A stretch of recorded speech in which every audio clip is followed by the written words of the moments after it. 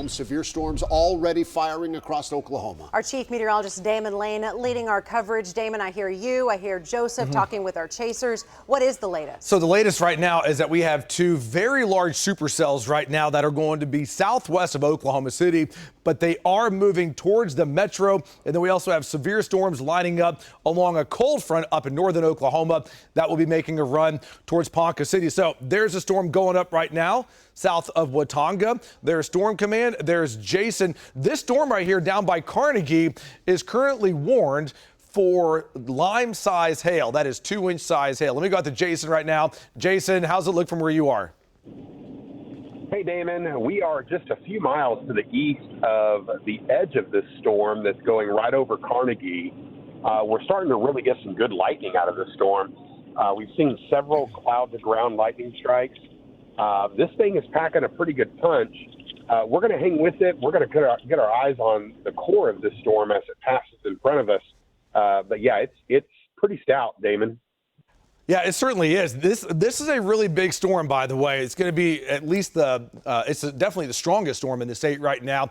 And there's another one just south of it that's really beginning to ramp up as well. So tracking this cell up to the northeast at about 25 miles per hour. We'll bring it into Carnegie right now. Comes into Albert at 444. There has been at least some newer data coming in that has this storm coming into the western sides of the OKC metro, Piedmont, Yukon, up to Edmond between 5 and 6 o'clock. This is another pretty impressive storm right now that's going up between Tipton and Snyder.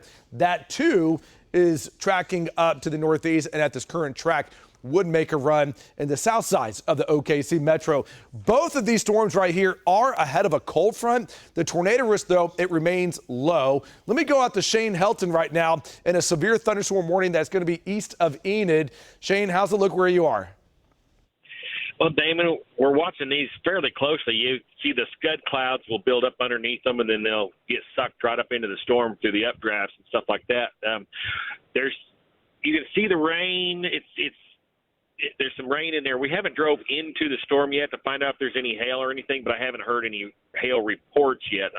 I'm sure there probably is a little bit here and there, but we're keeping a close eye on these. But as of right now, mostly there's not a whole lot of any rotation or anything like that in these storms that we've been watching. So, Damon, back to you. All right, Shane and Jason out tracking these storms right here. And again, these storms that are going up along the cold front, the tornado risk will be on the low side here, but it does come in the Ponca City between about 4:45 and 5 o'clock. So that would be within the hour. So if you're in OKC right now and you're beginning to drive home, if you're going west or southwest, you're going to be dealing with these storms. If you're driving east, you still have some time. Real quick, I want to show you the severe thunderstorm watch that was just issued until 10 o'clock for all of central, southwestern, up into northeastern Oklahoma. And also a flood watch was just issued for the OKC metro.